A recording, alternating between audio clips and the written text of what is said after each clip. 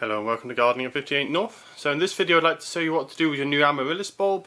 So there's various ways that you might get your bulb. You might just get it as a completely bare bulb on its own that you need to plant in a pot.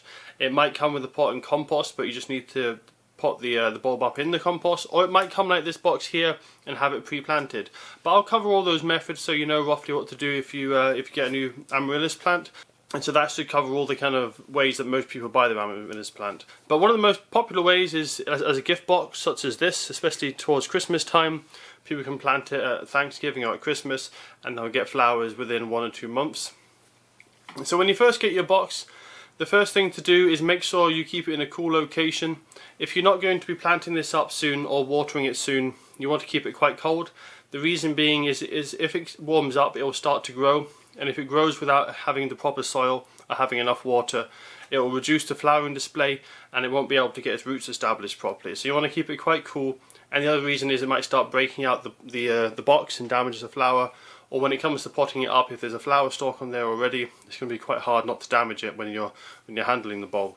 So if you can, keep it in a cool location. About 10 to 15 degrees Celsius is ideal. And then when you're ready to plant it up, you can take it to a warmer location. So a lot of them come in a box like this. This is a pre-planted one, but I will take this out of the pot to show you what to do if you don't have a pre-planted bulb. So you do have to be careful with these boxes. If they're pre-planted, often the soil is just kind of loose, so whatever you do, don't put it upside down on its side, always keep it upright. If it's not a pre-planted bulb, that shouldn't be a problem, because either it will just be a bulb on its own or the compost will be in a separate bag. But if it's pre-planted like this one, you do have to be a little bit careful not to lose the compost. Now you can see with this bulb it is actually starting to grow just very slightly. So this has been sitting in a warm shop for probably a couple of weeks, and that's the reason why it's starting to grow. You can just see a few shoots there. But that's not a big issue, as long as it's not starting to push out out of the cardboard box and it's not more than a couple of inches tall. Don't worry if there's a little bit of growth already. Now when you get them as a gift, they come in a couple of different styles. This is probably one of the better styles, where it's pre-planted and you also have a separate pot inside an outer pot. The reason for this is a decorative pot. It holds the water and it stops it going onto your tabletop or your windowsill. But the problem with just growing it in this pot is there's no drainage, so what will happen is the water will collect underneath, the bulb will get very wet and it will rot off. So it's quite good if there is a separate pot. If there's not, you just have to be very careful with the watering. But if there is, try and get one in a separate pot. That way you can make sure it's not sitting in water, and it should have drainage holes in the bottom, such as this one here, so it doesn't have any issues with drainage. So what I'm going to do now is I'm going to take this out of this pot and show you how to pot up the plant if you don't have one already in a pre-planted form. So if your Amaryllis bulb isn't yet planted up, it should look kind of similar to this. You might see there's quite a few roots. Now you don't want to remove the roots.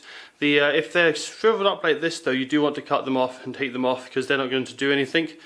But if they're not shriveled up, you want to keep the roots. The reason being they are slightly tuberous, the roots, and they hold a little bit of energy and nutrients in them, as well as the bulb. So keeping on to the roots is a good idea, as it just gives it a little bit more energy.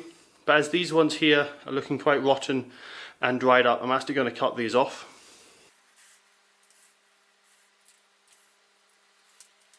So that's the dried up roots now taken off. I've left this one as it's still slightly succulent, so it should be okay. Also, if there's any very loose skin, you can just gently peel that off, but don't go and peel off all the brown skin. It's only if it's very loose that you want to take it off, because it actually provides a form of protection against the bulb with the soil, and so you do actually want to keep that brown covering on the plant. So when it comes to planting up the bulb, there's two things you want to watch out for. The first thing is the roots. If there's longer roots than this and they're all succulent, you want to try and keep them, so you have to be careful not to break them off. They can be very fragile, so you just have to be careful when you place them into the compost. And secondly is if the shoot has started to grow, you just need to be careful. That's also very fragile, especially if it's starting to get an inch or two long, and you can easily snap that off. So you just want to be careful not to cause any damage to the buds, because usually the first buds that come up are the flower buds, and if you damage them, you might not get any flowers. So when it comes to potting up the plant, if it comes with its own compost, just use that. If you don't have any compost, then you need to get some. What I would use is a multi-purpose compost. That's not normally a problem. Multi-purpose compost normally does quite well with the Amaryllis, but just maybe add a little bit of something like perlite or grit, just to add a bit more drainage to the soil. These plants don't like sitting in damp compost for a long period of time, so you don't want the soil to get too soggy, and some multi-purpose compost can soak up a bit too much water, so adding a little bit of grit or perlite can just help with that. So when it comes to planting depth, with an amaryllis bulb you don't plant it as deep as you would a normal bulb. So spring bulbs is normally 2 to 3 times the depth of the bulb that you planted. With amaryllis it's quite different. You actually want it sitting above the soil, so you want to cover just over half of the bulb, around about this level here, just where it starts to rapidly narrow. You want the soil level to be about this height. You can go as low as here, but you just have to be careful because then you can lose stability and it might fall over. And you can bury right up to the neck, but you never want to bury the neck completely up to the top, because then you might get rot. And one of the problems with burying it up to the neck like it was originally planted is when it's in a pot like this, you can see all the roots are at the very bottom and no roots grow out from the top, the roots only grow from the bottom.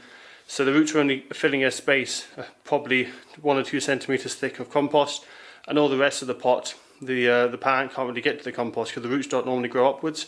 Whereas if you plant it a little bit higher, such as here, you can see you're getting several more centimeters or 1 or 2 inches of compost, and the plant will just do a little bit better because it has more space for its roots. So you just want to fill up the pot a little bit at a time, place the bulb in the top, and then have a look at how high that will be once it's planted up with the compost, and that will give you an idea of how much to put underneath it before you then start filling around the edges. And then once you've got it to the height that you need, you can just start filling in around the edges with the compost.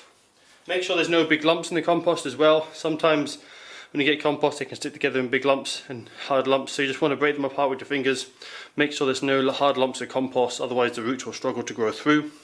So I'm just going to carefully fill in around the edges here, trying to get it in. What I often do is I shape the pot a little bit whilst holding the bulb, and that just makes sure that the compost gets distributed around the bulb and gets in between the roots. Especially if you've got a lot of roots still on your plant, you want to give it a really good shake, try and get the compost in between the roots, because if there's an air gap down there, the plant can't really absorb the water it needs to, and it won't grow properly into the compost. So, and then the other thing I like to do is just very gently firm it down with your finger. But you don't want to push too hard down the compost, otherwise the roots will struggle to grow through. You just want it gently firm down, just so there's a bit of stability, so the plant doesn't fall over when it has the very tall blooms. If you don't have your own pot and you're not sure what pot size to go for, this one is the absolute minimum I would go for. But generally amaryllis bulbs, they don't mind being a little bit pot bound, so a pot probably about 2 or 3 times, maybe 4 times the size of the bulb is ideal. But you want to make sure the pot is heavy enough as well that it doesn't fall over when it blooms. Amaryllis can grow up to 1 or 2 foot tall and very large blooms, and they can be very top heavy. So make sure that you've got a big enough pot or a heavy enough pot so it doesn't fall over when it's in flower. So now that your amaryllis is planted up in its correct soil in its pot, it's now ready to start looking after it in a slightly different way just to get it ready for flowering.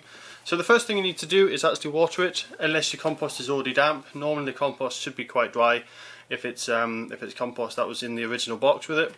So you want to be a little bit careful with watering it. The plant is just coming out of dormancy, it doesn't need much water. It's also got a lot of water stored in the bulb itself.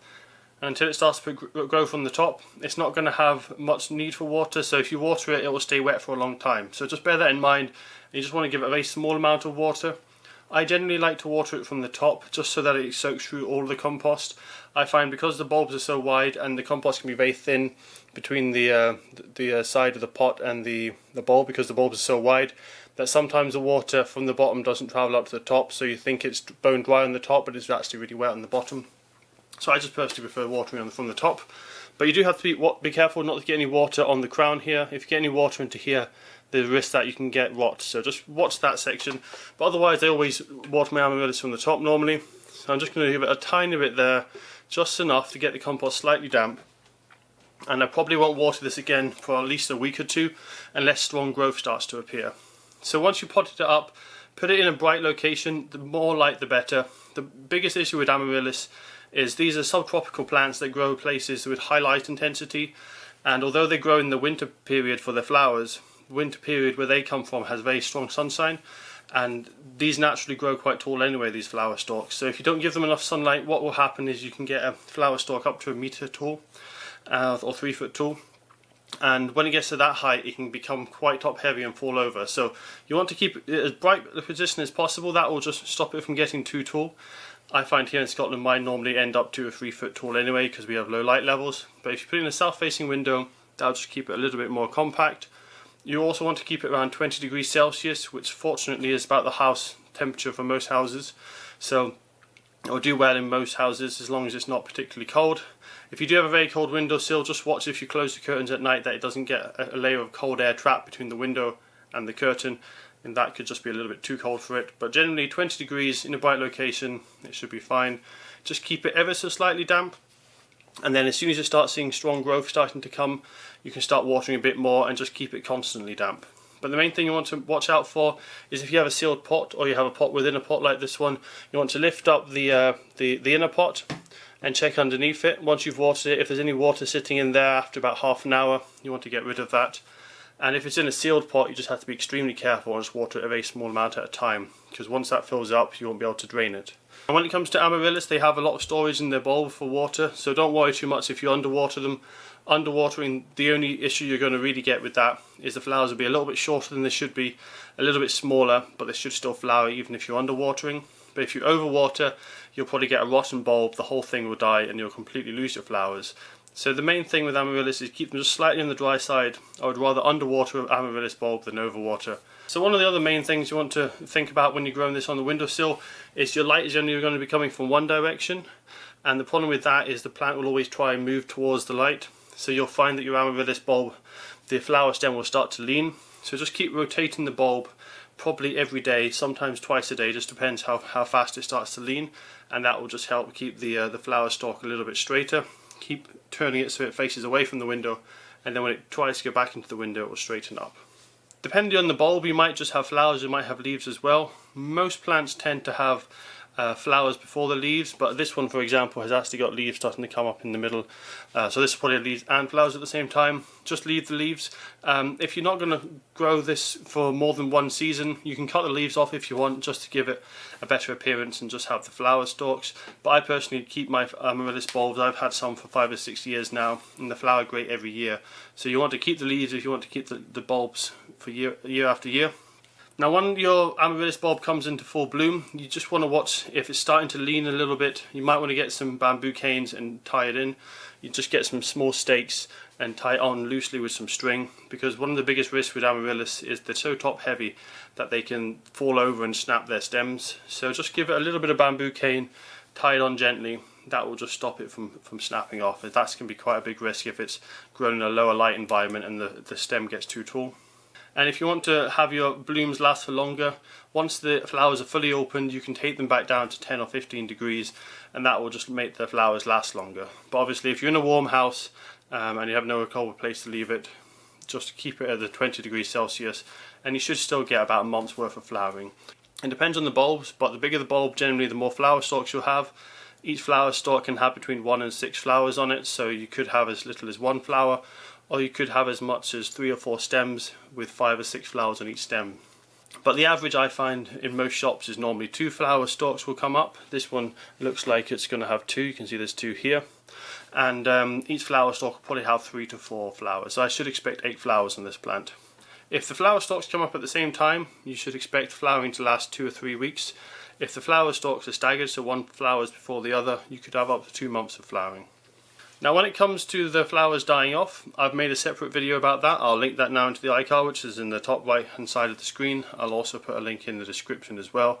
That just goes into more detail about how to look after your Amaryllis once it's finished flowering, and how you look after it to then get it to rebloom later in the year.